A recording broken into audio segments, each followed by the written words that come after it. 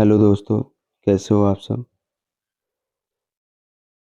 बहुत सारे मेरे साथियों ने मुझे रिक्वेस्ट किया था पेपर सॉल्व करने के लिए, जिसे मैं आज आपके बीच सॉल्व पेपर लेकर आया हूँ। सिग्नलिंग से रिलेटेड, रेलवे सिग्नलिंग से रिलेटेड सॉल्व पेपर जो अ, हर तरह के डिपार्टमेंटल एग्ज़ाम में बहुत ही हेल्पफुल होंगे सभी के लिए।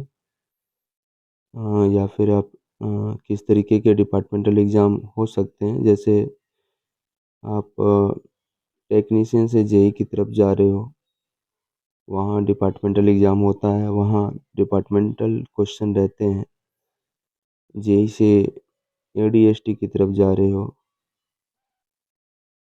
तो यहाँ पर आप काफ़ी ज़्यादा ये लाभान्वित हो सकते हो। इससे आपको काफ़ी हेल्प मिलेगा, जो सॉल्व पेपर मैं लेकर आया हूँ और आगे भी मैं लेकर आते रहूँगा आप सबके बीच। आप सबको अगर ये सॉल्व पेपर अच्छा लग रहा है तो मुझे सपोर्ट करना। मैं सेल्फ मोटिवेट होता रहूँ आप सबके सपोर्ट से, और बेहतर करता रहूँ आप सबके लिए। धन्यवाद। ये जो सॉल्व पेपर है चेन्नई डिवीज़न का है। 2022 में इसको कंडक्ट किया गया पेपर, जेई के लिए है ये। बट मैंने इसका पेपर देखा, मुझे लगा ये सबके लिए यूज़फुल होगा। एडीएसटी के एग्ज़ाम में भी ये काफ़ी हेल्प करेगा। मैंने जो क्वेश्चन देखा है एडीएसटी का, अ, उनका स्टैंडर्ड जो है उससे मैच करता है ये जो जेई की क्वेश्चन है डिपार्टमेंटल एग्ज़ाम की। ठीक है, चलो क्वेश्चन नंबर 1 पहले मैं देखता हूँ। क्वेश्चन नंबर 1 जो है, an inner distant signal shall be continuously visibility from a minimum distance of, मतलब क्या, एक इनर डिस्टेंट सिग्नल की जो विजिबिलिटी है, मिनिमम डिस्टेंस जो चाहिए, वो लोको पायलट को कम से कम कितनी दूरी से दिखना चाहिए। क्वेश्चन ये कह रहा है, an inner distant signal shall be continuous visible for from a minimum distance of,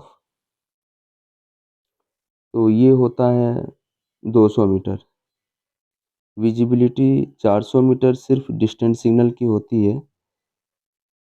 inner distant की हमेशा 200 मीटर विजिबिलिटी होती है, या all other signal. 400 metre visibility सिर्फ डिस्टेंस सिग्नल की होती है, रिमेनिंग ऑल सिग्नल 200 मीटर होती है। इसको मैं रेफरेंस लेता हूँ, कहाँ से मैं आपको बता रहा हूँ, ये आप देख लो। ये मैंने सिग्नल इंजीनियरिंग मैनुअल ओपन किया है, और इसमें जो है मैं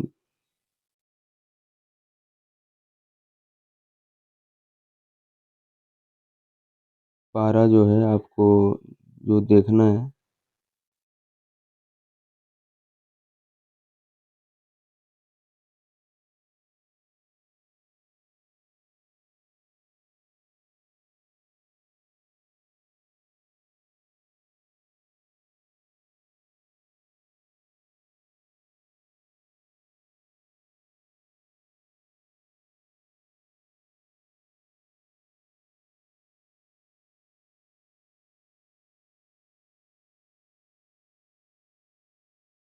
ये आप देख सकते हो। यहाँ सिग्नल इंजीनियरिंग मैनुअल के पारा नंबर 3.3.1 के डी में दिया हुआ है। नोट में यहाँ पर आप देखो, minimum visibility in M A C L S territory distant signal 400 meter, inner distant या other stop signal 200 meter. Question हमारा क्या था? क्वेश्चन हमारा था इनर डिस्टेंट सिग्नल की मिनिमम विजिबिलिटी कितनी दूरी होती है। तो वो 200 मीटर हो जाएगी। ठीक है, चलिए नेक्स्ट क्वेश्चन हम लोग देखते हैं। Question number 2, for speed not exceeding 15 kilometre per hour 15 kmph the type of route indicator to be provided shall be. मतलब 15 किलोमीटर रूट इंडिकेटर पहले हम लोग लगाते कहाँ, ये आप समझ लो। कोई भी यार्ड में गाड़ी को रिसेप्शन करने के लिए, रिसीव करने के लिए रूट इंडिकेटर लगाते हैं। तो जहाँ भी रूट इंडिकेटर लगा हुआ है, अगर वहाँ 15 किलोमीटर प्रति घंटे से अधिक की गति नहीं प्रदान करनी है, नहीं प्रदान करने के लिए मार्ग संकेतक का प्रकार होगा। तो वो कैसा रूट इंडिकेटर होगा? Direction type, extensile type, multi lamp type, any route indicator of approved design. तो इसका जो आंसर होगा any route indicator of approved design होगा। कोई भी ऊपर जो 3 मेंशन है, तीनों को यूज हम लोग कर सकते हैं। ठीक है, मल्टी लैम्प, इसमें तो 15 kmph रहता ही है। ठीक है ना, अगर सेकेंड डाइवर्जन में जा रही है तो कोई भी ट्रेन सेकेंड डाइवर्जन में जा रही है तो वहाँ स्पीड रिस्ट्रिक्शन 15 kmph की ही रहती है। अभी जो प्रैक्टिस चल रही है क्लास बी स्टेशन में, और इसका मैंने रेफरेंस जो लिया है वो मैं बता देता हूँ आपको। सिग्नल इंजीनियरिंग मैनुअल ही सारा रेफरेंस है जनरली। ठीक है, और वो आप देख सकते हो।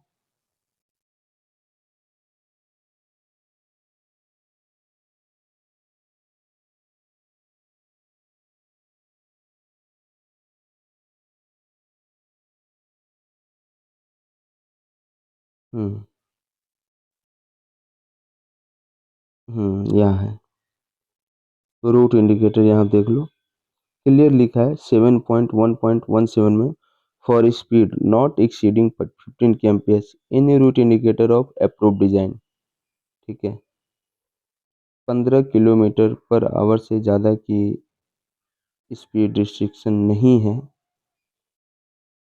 तो हम लोग any route indicator of approved design use करेंगे। नेक्स्ट क्वेश्चन हम लोग देखते हैं, question number 3, block section limit board shall be located at dash metre in advance of. मतलब ब्लॉक सेक्शन लिमिटिंग बोर्ड जो है वो हम लोग कहाँ पे लोकेट करते हैं और कितनी दूरी पे लोकेट करते हैं। ठीक है, तो इसका होगा BSLV जो है ना, फर्स्ट पॉइंट अगर ट्रेलिंग पॉइंट है तो वहाँ पर लगाते हैं, और होम सिग्नल से 180 मीटर की दूरी पर लगाते हैं टुवार्ड्स जो है पॉइंट की तरफ। ठीक है, वो इंडिकेट करता है कि हाँ यहाँ से अब आपका ब्लॉक सेक्शन शुरू हो गया है, यार्ड को बताता है, लोको पायलट को बताता है। ठीक है, इसका भी रेफरेंस है। कोई भी आंसर जो मैं कर रहा हूँ इसका आंसर हो जाएगा आपको C नंबर। ठीक है, तो इसका जो रेफरेंस है, मैंने इसका आंसर जो लिया है वो मैं कहाँ से लिया हूँ वो आपको बता देता हूँ। यहीं पर है, आप देख लो। ये ब्लॉक सेक्शन लिमिटेड बोर्ड आ गया 7.3.6। इसमें देखो आप B number, the block section limiting board shall be located at 180 metre in advance of the home signal and protecting the following mark of trailing points if any. मैंने बोला ना, trailing point अगर first point trailing point होगा वहीं लगाते हैं, तो trailing point को ये प्रोटेक्ट करने के लिए होता है BSLV बोर्ड, या फिर ब्लॉक सेक्शन को डिमार्केट करने के लिए। तो इसका आंसर हो जाएगा C, block section limited board shall be located at 180 metre in advance of dash means home signal. Next 4 number question हम लोग देख रहे हैं, advance starter signal shall be placed at not less than dash metre from the dash in the case of single line section. Single line section के मामले में advance starter signal को metre से कम पर नहीं रखा जाएगा।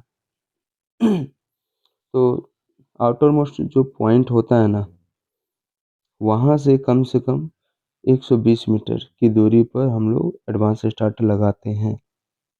वो सिग्नल ओवरलैप डिस्टेंस है, ठीक है। तो यहाँ आप देखो आंसर दिया हुआ है, signal advance starter signal shall be placed at not less than, B वाला होगा ये 120 metre from the outermost point in the case of single line section. Hindi में भी आप इसको ऐसे पढ़ सकते हो, सिंगल लाइन सेक्शन के मामले में एडवांस स्टार्टर सिग्नल को आउटर मोस्ट पॉइंट से बी नंबर 120 मीटर से कम पर नहीं रखा जाएगा, ठीक है। यहाँ कुछ आंसर को ऐसे सेट करना पड़ेगा, बी नंबर। अच्छा, इसका भी रेफरेंस है, इसका जो रेफरेंस है, सारे का रेफरेंस हम ज़्यादातर सिग्नल इंजीनियरिंग मैनुअल को ही लेते हैं, ठीक है ना। और इसका जो रेफरेंस है आप देख सकते हो यहाँ पर दिया है।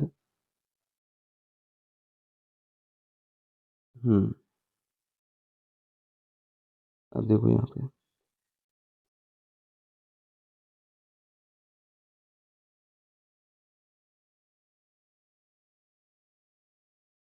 ये एडवांस स्टार्टर सिग्नल, इसी की बात हो रही थी ना।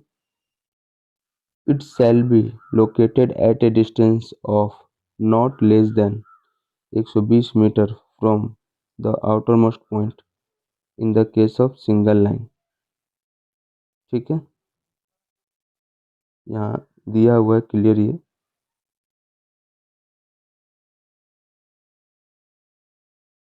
120 metre from outermost point in case of single line, ठीक है। यहीं अगर एडवांस स्टार्टर को डबल लाइन पे लगाएंगे तो वो स्टार्टर से 120 मीटर या सिग्नल ओवरलैप के डिस्टेंस पे जाएगा, ठीक है। अगर वहाँ स्टार्टर एडवांस के बीच में पॉइंट है तो फिर जनरली पॉइंट के बाद ही लगाते हैं सिग्नल ओवरलैप डिस्टेंस पे। इसका आंसर आपको एडवांस स्टार्टर सिग्नल जो है 120 मीटर आउटर मोस्ट पॉइंट के बाहर लगता है सिंगल लाइन। यहाँ क्लियर कह रहा है, सिंगल लाइन सेक्शन की बात कर रहा है, ठीक है। अब नेक्स्ट क्वेश्चन देखते हैं। एसएम स्लाइड, ये क्वेश्चन नंबर 5 जो आप देख रहे हो, ये एसएम स्लाइड जो है, ये एसएम स्लाइड का ओवरऑलिंग पूछ रहा है। इसका ओवरऑलिंग क्या है?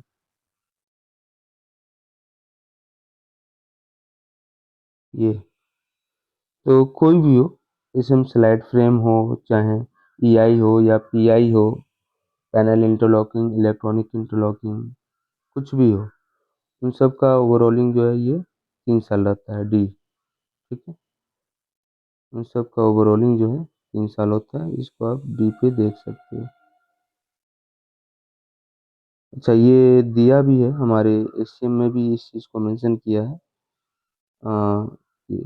SM slide control frame shall be overall once in 3 year. आपको मैं एसएम का रेफरेंस भी बता देता हूँ, ठीक है ना। अ, ये आप देख सकते हो।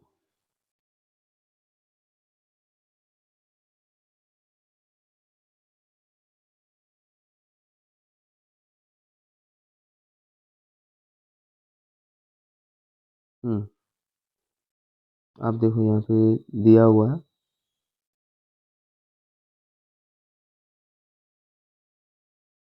locking of all interlocking frame shall be overall at least one in every 3 year।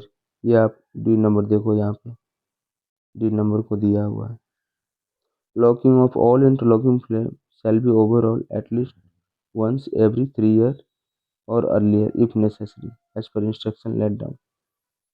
मतलब कम से कम 3 साल पे इसको करना है, इसका ओवरऑलिंग पीरियड 3 साल है, ठीक। नेक्स्ट क्वेश्चन हम लोग देखते हैं, question number 7। adequate spare conductor adequate spare conductor to a minimum of dash of the total conductor used shall be provided for in each main cable up to the farthest point zone. farthest point zone में हम लोग 20% spare cable रखते हैं और उसके बाद 10%, मतलब जितना हम केबल को यूज कर रहे हैं उसका 20% स्पेयर फारदेस्ट पॉइंट जोन तक रहना चाहिए हर एक गियर में। ठीक है, और फारदेस्ट मतलब आउटर मोस्ट पॉइंट, उसके बाहर जो है हमको 10% स्पेयर रखना है। यहाँ क्वेश्चन जो है सातवां जो है, उपयोग किए गए कुल कंडक्टरों में कम से कम 20%, ये डी ऑप्शन हो जाएगा, 20% के लिए पर्याप्त अतिरिक्त कंडक्टर प्रत्येक मुख्य केबल में सबसे डिस्टेंस पॉइंट सेट तक प्रदान किए जाएंगे, ये 20% होगा। आउटर मोस्ट पॉइंट तक 20% स्पेयर केबल रखना है और उसके बाहर जो है 10% केबल स्पेयर रखना है प्रत्येक मेन केबल में। ठीक, अच्छा, अभी इसके बाद जो है हम लोग नेक्स्ट क्वेश्चन देखते हैं। अच्छा, इस चीज़ को भी जो है एससीएम में मेंशन किया है।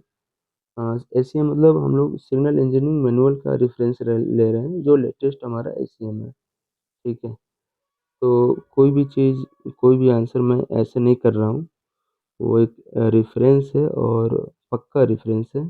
ठीक है, बहुत सारे लोग आपको ऐसे आंसर करते हुए दिखेंगे, आप देख सकते हो यहाँ पे केबल वाले चैप्टर में दिया हुआ है। बी नंबर आप देखो, 2 का B, adequate spare conductor to a minimum of 20% of the total conductor used shall be provided for in each main cable up to the farthest point zone। ठीक है, 20%। इसके साथ मैं क्या बता रहा हूँ, बियॉन्ड दिस, उसके बाहर there should be a minimum of 10% spare conductor of the total conductor used। ठीक है, ये देना है। हाँ, अच्छा, स्पेयर कंडक्टर कब नहीं चाहिए हमें, जब जो है total number of conductor used is 3 और लेस। No spare conductor are required if the total number of conductor used is 3 और लेस। मतलब 3 या 3 से कम अगर कंडक्टर कहीं यूज किया है तो उसमें हमको कोई भी स्पेयर कंडक्टर देने की ज़रूरत नहीं है। देखिए, एक साथ आपके कितने सारे क्वेश्चन रेडी हो गए। 20% up to outermost point, beyond outermost point 10%, और 3 और उससे कम अगर केबल कोर कंडक्टर यूज किए गए हैं तो कोई भी स्पेयर देने की ज़रूरत नहीं है। और ये केबल से रिलेटेड बहुत ही इम्पोर्टेंट क्वेश्चन है, सभी तरह के एग्ज़ाम में पूछे जाते हैं, इसको मैंने देखे भी हैं। आगे हम लोग और भी पेपर सॉल्व करेंगे, उसमें आप इस चीज़ को देखोगे। ठीक है, चलो, उसके बाद जो है अब आते हैं हम लोग क्वेश्चन नंबर ये 6 पर। The minimum distance of lifting barrier from A centre line of nearest track shall be. मतलब अगर कहीं लिफ्टिंग बैरियर लगा हुआ है, निकटतम ट्रैक की केंद्र रेखा से उठने वाले बैरियर की न्यूनतम दूरी, कहीं भी लेवल क्रॉसिंग गेट रहते हैं ना, तो वो रेल लाइन जहाँ रोड को क्रॉस करती है वही रहते हैं, तो बैरियर को हम लोगों को कितनी दूरी पर लगाना चाहिए, जो रेलवे लाइन होती है क्रॉस करती है उससे। तो जो नियरेस्ट लाइन है, कई जगह सिंगल लाइन है तब तो वो एक ही लाइन का रेफरेंस हो गया, but double line, triple line है, तो जो नियरेस्ट लाइन है बैरियर के, उसके सेंटर से 3.5 मीटर की दूरी पर बैरियर को इंस्टॉल करना चाहिए। मिनिमम दूरी 3.5 से ज़्यादा हो सकता है, उससे कम नहीं होना चाहिए। ये भी एससीएम में दिया हुआ है हमें। उसका इसका आंसर हो जाएगा आपको B number, the minimum distance of lifting barrier from the central line of nearest track shall be, इसका ये हो जाएगा बी 3.5।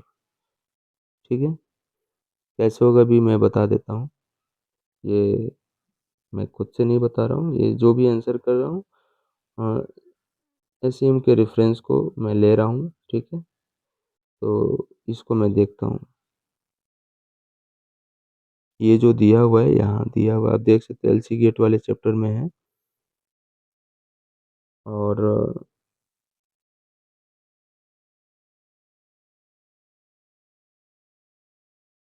यहाँ आप देख लो, LC gate, the minimum distance of lifting barrier from central line of nearest track shall be 3.5 meter. देखो ये मैंने बोला ना, तो आपको ऐसे चलना है, ठीक है। कोई भी क्वेश्चन का आंसर ऐसे तुक्का नहीं देना है, अपनी एक्यूरेसी पे ध्यान देते हुए आंसर करनी है, तब आप रिजल्टेंट बनोगे, ठीक है। ठीक। अब देखो इसके बाद एक और क्वेश्चन है।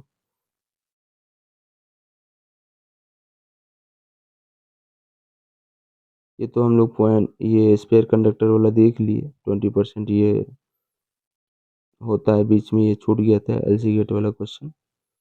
नेक्स्ट क्वेश्चन हम लोग देखते हैं, spring setting device is placed between sleeper. SSD होता किस में, वो थिक वेब स्विच में आता है। एसएसडी जो है थिक वेब स्विच में आता है, और वो 13 और 14 नंबर स्लीपर के बीच में लगाते हैं। 13 और 14 नंबर ये हो जाएगा, ठीक है। सी नंबर ऑप्शन ये दिया हुआ है। मैं अभी जो है आप लोग को बता रहा हूँ एसीएम का रेफरेंस लेकर के, बट इसके बाद मैं कुछ क्वेश्चन को रेफरेंस स्किप करूँगा, आप देख सकते हो। यहाँ देखो, S H D is placed between sleeper number 13 and 14, spring setting device, ठीक है। 13 14 मैंने बोला अभी आपको, यहाँ 13 14। क्वेश्चन नंबर 9,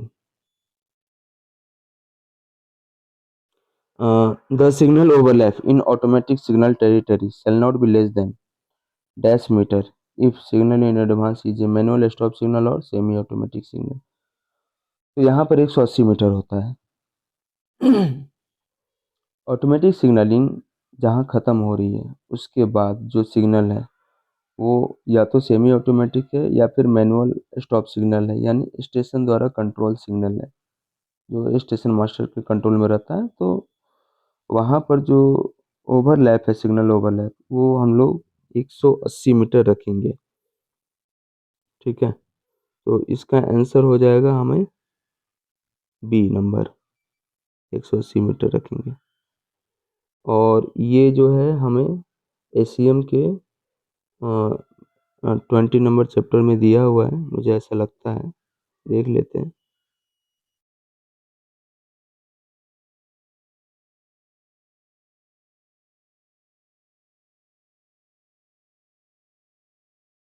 देखिए यहाँ दिया हुआ है,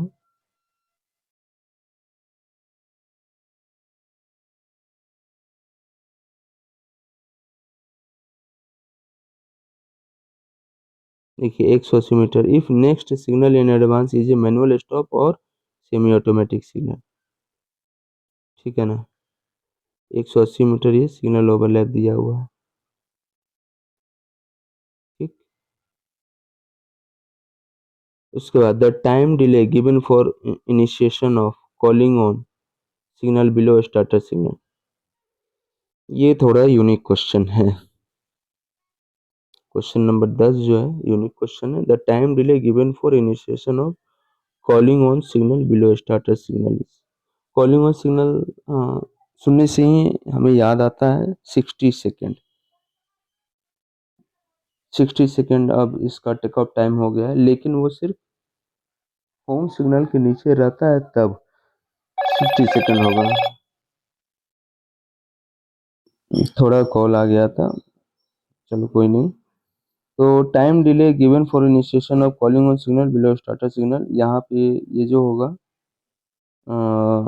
ये 0 सेकेंड होता है, ठीक है। मतलब अगर स्टार्टर सिग्नल के नीचे कॉलिंग ऑन दिया गया है और कॉलिंग ऑन सिग्नल को अगर टेक ऑफ करना चाहते हैं स्टेशन मास्टर, तुरंत टेक ऑफ होगा, कोई टाइमर नहीं चलेगा। तो इसका आंसर हो जाएगा ए, ठीक है। कैसे होगा मैं आपको बताता हूँ, ये एसीएम में दिया हुआ है, एसीएम के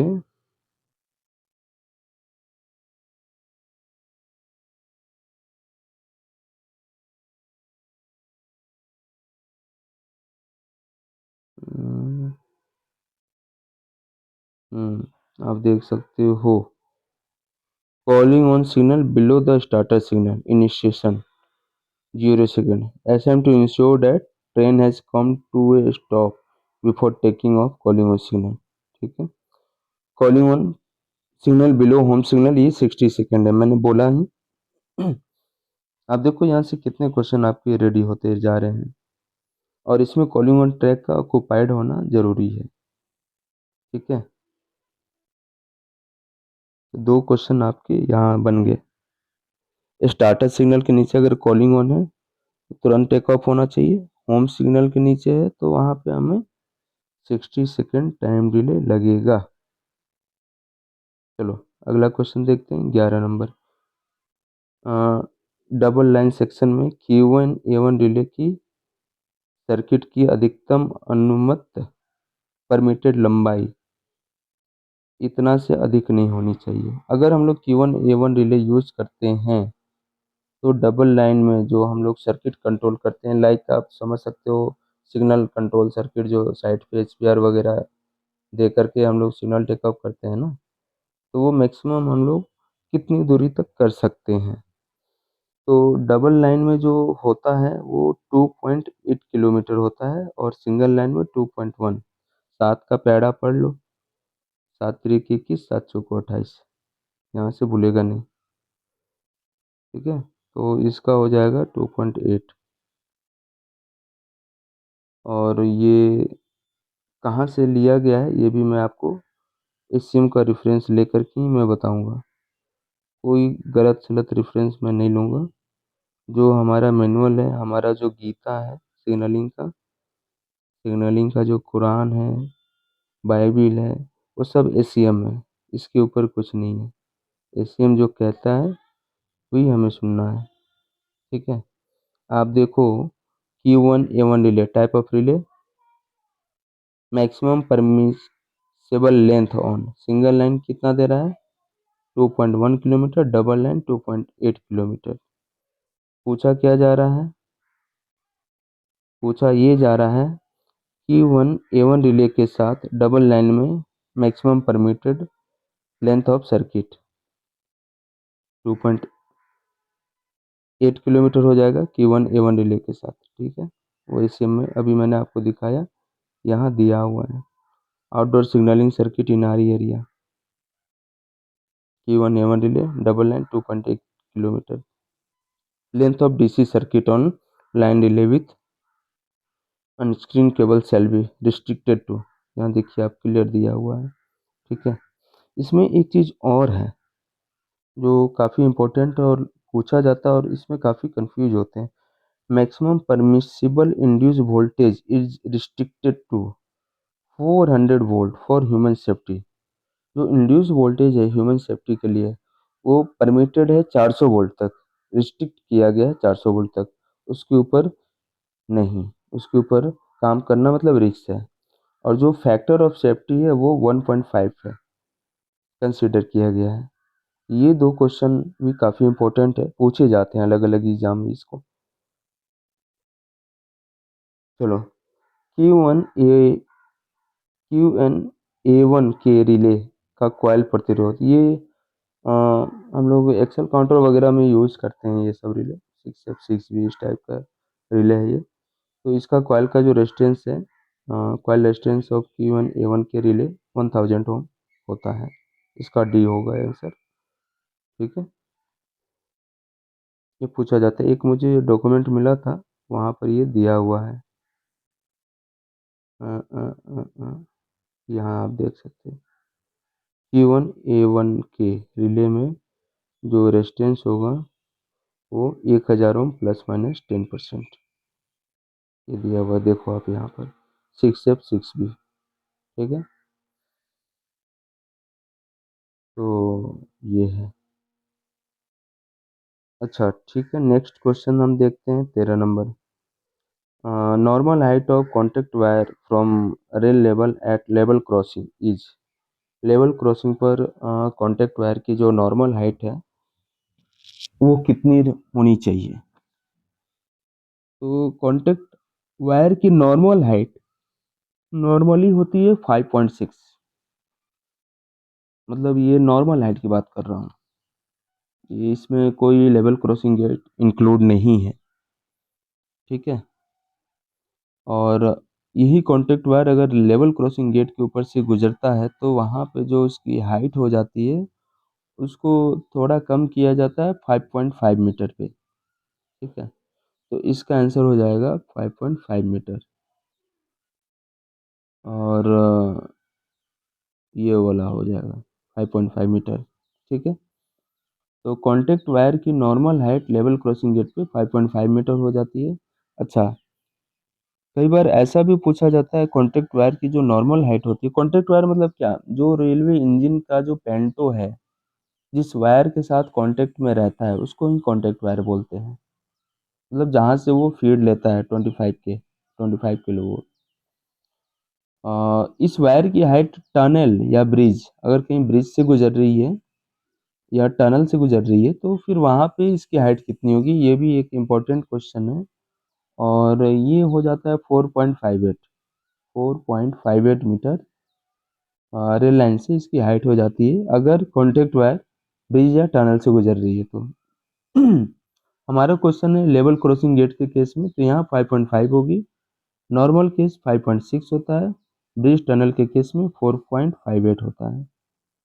4.58, 458 सीरियली इंक्रीज में जाना है, कई जगह कंफ्यूज हो जाते हैं 4.85 58 में, ठीक है। तो हमको असेंडिंग ऑर्डर में जाना है, 458 4.58 serially.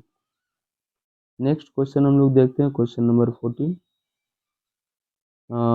As per revised caudal life of asset, the caudal life of electronic interlocking system like EI, AFTC, axle counter is। तो जो कोडल लाइफ है EI की, AFTC, एक्सेल काउंटर, और इसमें आप IPS को भी इंक्लूड कर लो, ये हो जाएगी आपको 20 ईयर। कोडल लाइफ मतलब क्या, इसकी इतनी लाइफ डिफाइन की गई है, इतना इसको चलना है। EI हो गया, एक्सेल काउंटर हो गया, AFTC हो गया, जैसे हम कुछ सामान खरीद के लाते हैं तो वारंटी देता है ना, इतना साल की वारंटी है, तो वो तो वारंटी हो गया, बट उसका एक डिफाइंड लाइफ भी होता है कि हाँ ये 3 साल चलेगा, ठीक है। तो आप एक तरीके से इसको वारंटी ही समझ लो, कुछ खराबी होते हुए भी हम इसको चला सकते हैं उतने दिनों तक, उसके बाद जो है हमें उसको बदलना पड़ेगा। तो वो 20 ईयर होती है, और इसका एक गाइडलाइन है रेलवे बोर्ड की तरफ से कोडल लाइफ की, आप देख सकते हो, ये इशू की गई थी 24 मार्च 2022 को, ठीक है। और ये आप क्लियर देख सकते हो, इलेक्ट्रॉनिक इंटरलॉकिंग 20 ईयर और बेस्ड ऑन ऑब्सोलेंस, या फिर electronic signalling system like axle counter, AFTC, IPS, ये भी था ना इस क्वेश्चन में, एक्सेल काउंटर, AFTC और EI ऐसा पूछा था, तो इन सब का 20 ईयर होता है, ठीक है। आप देख सकते हो 20 year. Electronic signalling system like EI, AFTC, axle counter, IPS, इन सब का 20 ईयर्स हो जाएगा। चलो नेक्स्ट क्वेश्चन हम लोग देखते हैं, 15 नंबर, ये भी कोडल लाइफ से रिलेटेड है। LMLA, low maintenance lead acid cell, मतलब जो सेल में हम लोग एसिड लिक्विड सॉल्यूशन डालते हैं वही LMLA बोलता है। तो LMLA का कोडल लाइफ कितना होता है, generally track battery, IPS battery में जो हम लोग सेल यूज़ करते हैं, लीड एसिड सेल ही यूज़ करते हैं, तो वो अगर इंस्टॉल किया है हमने तो कितने दिन बाद उसको बदलना है, ऐसा आप समझ सकते हो कोडल लाइफ कितना होता है। तो उसका कोडल लाइफ होता है 5 ईयर्स, 5 ईयर्स, ठीक है।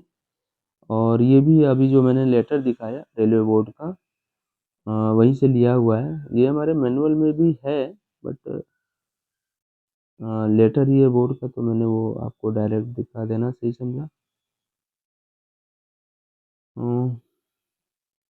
LMLA बायोमेट्रिक,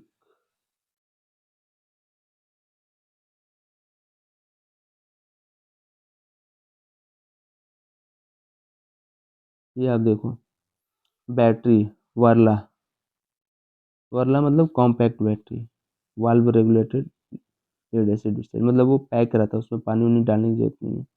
तो वर्ला की 4 साल रहती है, जो जनरली टेलीकॉम वाले यूज करते हैं, और LMLA 5 years कोडल लाइफ। ये ABCD टाइप स्टेशन है, तो कोई सा भी स्टेशन आप ले लो, वहाँ वर्ला की 4 साल है, LMLA 5 years है। इसमें कंडीशन भी दिया है, actual replacement shall be based on the condition of the asset. मतलब क्या, 5 साल तो कोडल लाइफ दिया है, बट 2 साल में ही कोई बैटरी का वो रिवर्स पोलैरिटी हो जा रही है, या फिर उसका ग्रेविटी राइज नहीं कर रहा है, टर्मिनल वोल्टेज 1.8 से ऊपर जा ही नहीं रहा है, तो ऐसा नहीं कि हमको वेट करना है 5 साल तक, हमको उसको बदल देना है, क्योंकि फिर वो अदर सेल को अफेक्ट करेगा और वो हमारे रेलवे सिग्नलिंग को नुकसान पहुंचाएगा। और रेलवे सिग्नलिंग का जो ये है, पावर सप्लाई सिस्टम ही है, उसका हार्ट है, वो नहीं तो कुछ नहीं। पावर सप्लाई चाहिए, मस्ट है ना power supply. Next, the codal life of track circuit lead wire as per latest headquarter policy. ये हमें लगता है चेन्नई वालों की कुछ पॉलिसी होगी, ऐसा तो मुझे नहीं लगता कि कोई पॉलिसी है ट्रैक सर्किट लीड वायर को बदलने की। मेंटेनर हमारे जाते हैं, टेक्नीशियन देखते हैं, कंडीशन सही है तो ठीक है, और रस्टी हो गया है, टूट गया है तो बदल देते हैं। वो 4 दिन में भी हो सकता है, 6 साल में भी हो सकता है, 6 महीने में भी हो सकता है, तो ऐसा हो सकता है। तो बता सकते हैं चेन्नई वाले, या फिर जिनको पता है आप कमेंट कर देना, इसको मैं स्किप कर रहा हूँ, ठीक है।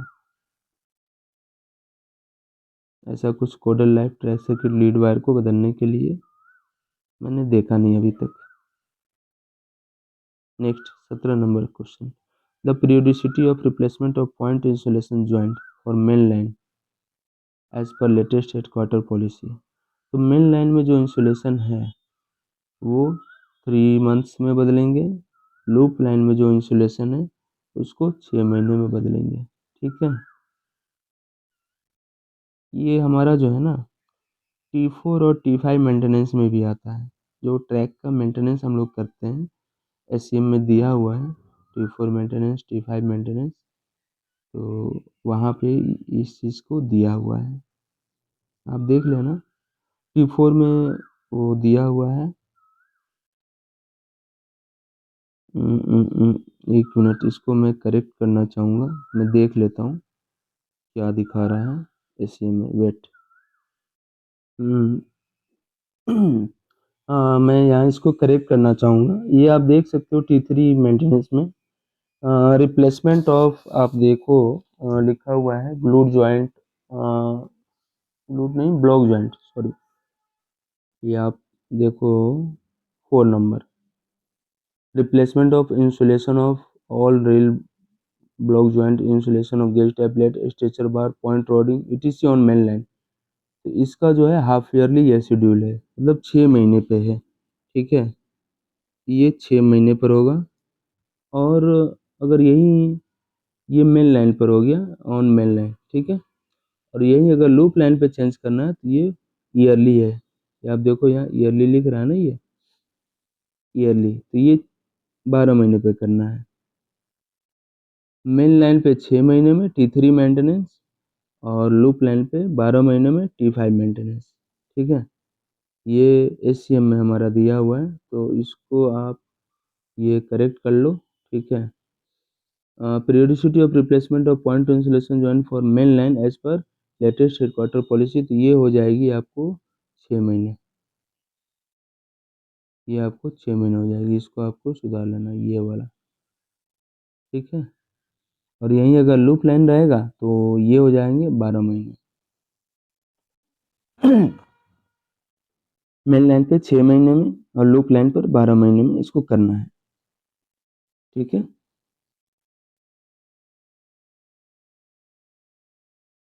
नेक्स्ट क्वेश्चन है 18 number, all electrolyte capacitor used in signalling circuit shall be replaced once in, मतलब जो कंडेंसर है उसको वंस इन 3 ईयर, 3 साल में रिप्लेस करना है।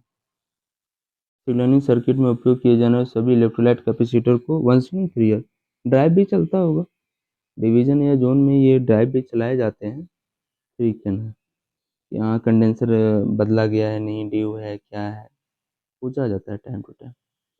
अच्छा next, the voltage drop of 110 volt DC supply from IPS room to EI rack shall not be more than, मतलब आईपीएस से जो हम ईआई रैक तक लेके जाते हैं 110 वोल्ट डीसी ईआई के लिए, तो उसमें वोल्टेज ड्रॉप जो होता है वो कितना अलाउ है, तो वो अलाउ है 1 वोल्ट।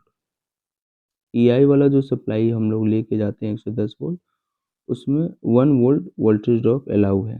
ठीक है, और ये जो दिया गया है आरडीएसओ का एक ये है, उसमें दिया हुआ है, मैं आपको दिखाता हूँ। 28/6/2021 को वो इशू किया गया था।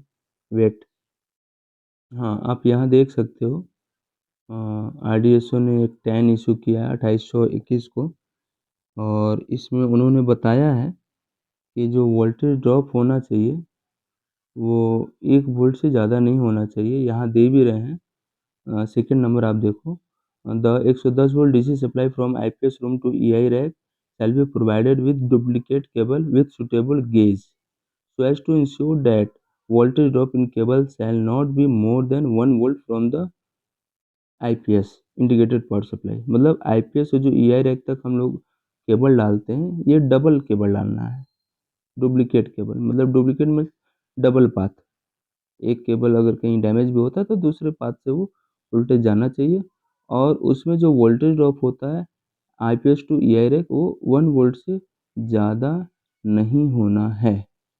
ठीक है, और इसमें एक चीज़ और आप देख सकते हो, डीसी डीसी कन्वर्टर जो हम लोग ईआई के अंदर लगाते हैं, वो 24 वोल्ट का हो या 50 वोल्ट का हो, वो सारे N+1 कॉन्फ़िगरेशन में लगाते हैं।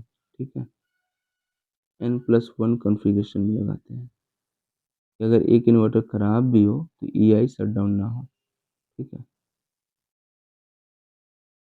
और एक क्वेश्चन यहाँ से भी हो रहा है, DC DC converter installed near EI rack or in EI itself to avoid line drop. The line drop shall not be more than 0.5 volt. देखिए आपको एक चीज़ समझ लेना होगा, ईआई के लिए जो 110 वोल्ट लेके जाते हैं आईपीएस से ईआई रैक तक, वहाँ 1 वोल्ट का ड्रॉपेज अलाउ है, परमिटेड है। बाकी सभी केसेस में, चाहे वो ईआई का कन्वर्टर का फीड एक्सटेंड करना हो या इंटरनल एक्सटर्नल चाहे कोई भी फीड हो, वहाँ पर 0.5 वोल्ट से ज़्यादा का वोल्टेज ड्रॉप अलाउ नहीं है। ठीक है, तो ये एक क्वेश्चन देखो आप, एक क्वेश्चन हमने पढ़ा और उसके साथ कितने सारे क्वेश्चन रेडी हो रहे हैं। ठीक है, तो ये 1 वोल्ट हो जाएगा। ठीक, अच्छा अब आप देखो आरडीएसओ की जो गाइडलाइन है उसमें 200 एएच बैटरी के लिए जो केबल यूज करना है कॉपर केबल, वो क्या साइज होना चाहिए, 200 एएच, 300 एएच, 400 एएच, ऐसे करके इन लोगों ने दिया है। ठीक है ना, तो इसमें जो यूज करते हैं हम लोग 200 एएच के लिए, वो तो 200 एएच के लिए जो एक ये दिया हुआ है आरडीएसओ का, इशू किया गया है प्री कमीशनिंग चेकलिस्ट आईपीएस के केस में। ठीक है, तो आप देख लो कितना होता है।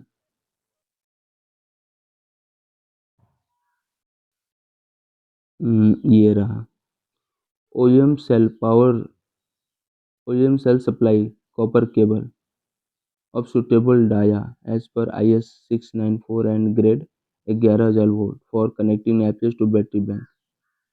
ठीक है ना, 11,000 वोल्ट ग्रेड का हमको कॉपर केबल यूज करना है, और वो 200 एच के लिए 16 स्क्वायर एम होता है, 120 एच के लिए 10 स्क्वायर एम, और 300 एच के लिए 25 स्क्वायर एम। ठीक है, तो इसको जो है आपको याद रखना है। ठीक है ना, 200 एच के लिए 16 स्क्वायर एम, 120 एच के लिए 10 स्क्वायर एम, 300 एच के लिए 25 स्क्वायर एम। तो हमें जो पूछा जा रहा है वो 200 एच का पूछा जा रहा है, तो यहाँ हो जाएगा 16 स्क्वायर एम। 200 एच का हमें 16 स्क्वायर एम हो जाएगा, ठीक है। और 25 स्क्वायर एम किसके लिए होगा? 300 एच के लिए होगा। 10 स्क्वायर एम किसके लिए होगा? ये 120 एच के लिए होगा, ये याद रखना है, ठीक है। अच्छा, नेक्स्ट क्वेश्चन 21 नंबर।